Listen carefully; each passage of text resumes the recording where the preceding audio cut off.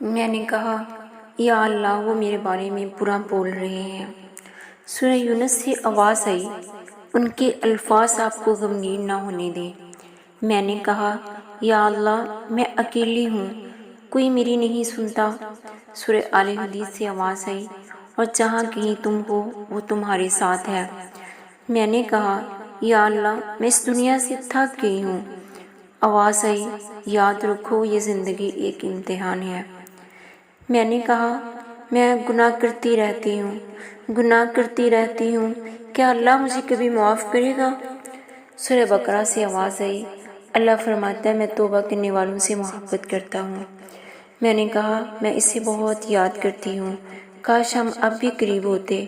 آواز آئی اللہ ان لوگوں کو آپ کی زندگی سے ہٹا دیتا ہے کیونکہ اس نے ایسی گفتگو سنی ہے جو آپ نے نہیں سنی، کیونکہ وہ چاند